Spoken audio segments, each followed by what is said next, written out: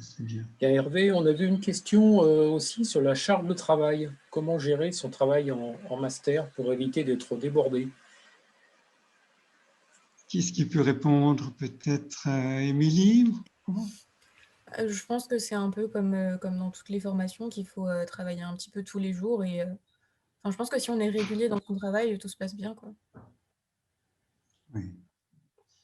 Je ne sais pas, Aurore, vous pensez les mêmes choses? Oui, il y a besoin d'une organisation très stricte. Disons qu'il ne faut pas se prendre au dernier moment lorsqu'on a, par exemple, des DM à faire. Voilà, il ne faut pas se prendre le lundi soir, par exemple, pour le mardi. Il faut quand même regarder un petit peu avant. Mais c'est vrai qu'en travaillant normalement régulièrement tous les soirs, il n'y a pas de gros problèmes. Sauf si tout est d'un coup. Alors là, il faut essayer de s'organiser un petit peu plus, mais bon, c'est vraiment très rare. Mais je veux dire, voilà, il faut juste un travail, surtout un travail régulier. C'est ce qui est important. Et faire ces exercices, voilà. Oui. Et vous, Louise, vous n'avez pas eu de problème non plus du point de vue organisationnel, ça se passait bien? Alors, ça se passait bien, mais du coup, je suis du genre à avoir un planning très strict quand même sur mes révisions. Parce qu'on n'avait pas vraiment de semaine de révision, ni même de DM. Pour chaque UE, on n'avait qu'un contrôle final à la fin. Donc, ça demandait vraiment une révision tout le temps, parce que d'un coup, il y avait l'examen sans préparation. Donc, si on n'avait pas commencé à réviser avant, c'était un peu foutu. C'est ça. L'examen n'est pas une occasion de réviser, mais c'est l'occasion de montrer qu'on a bien suivi tout et que tout est assimilé, effectivement. Et est-ce que vous avez été souvent surpris? Ça me tombe un peu dessus aussi. Oui.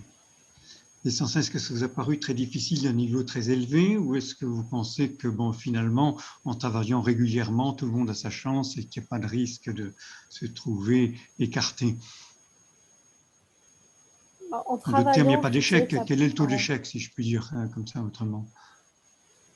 De la promotion de M1, je sais il y en a qu'un seul. Sinon, on a tous eu le M2 qu'on voulait en quelque sorte.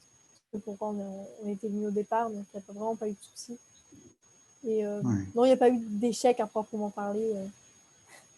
Oui. Ça allait. Ça, c'est très appréciable, effectivement, et c'est certainement lié au fait que vous êtes bien encadré, manifestement. Oui, oui. Vraiment, quand il y a un problème, il y a toujours un professeur pour nous aider, ou même entre nous, quand quelqu'un n'a pas compris, on sait d'où ça. Oui. Oui, il y a un bon esprit de corps, un bon esprit de groupe. Un peu moins cette année, parce que du coup, on ne s'est pas trop vu. Mais Oui. voilà. Très bien, merci. Et vous, David, pareil, question organisation, vous n'avez jamais eu de gros coups de bourre de travail ou... Oula, si, mais ça, c'est sans doute moi qui m'organise très mal, disons-le.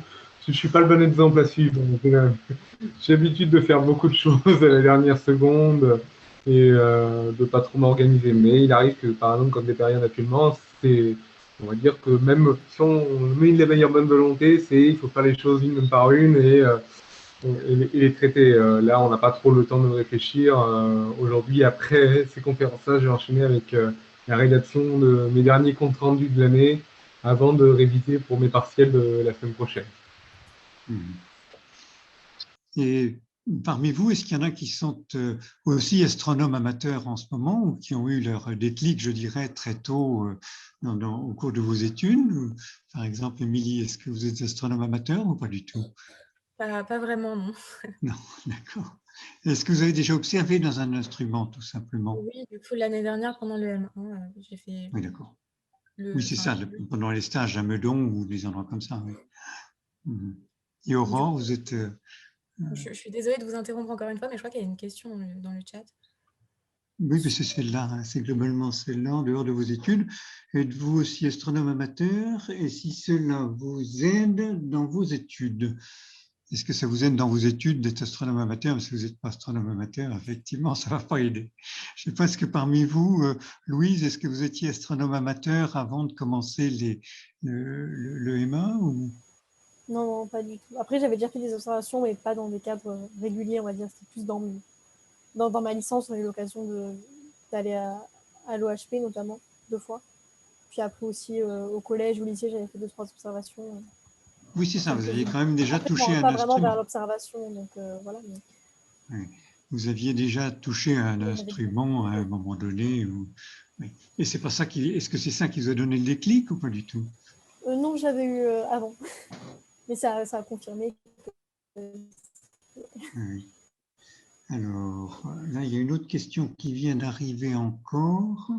Bonjour à vous et merci énormément pour cette discussion. Vous parliez de stage à l'étranger et je me posais des questions sur les liens donc OPSPM à l'étranger, avec l'étranger. Alors,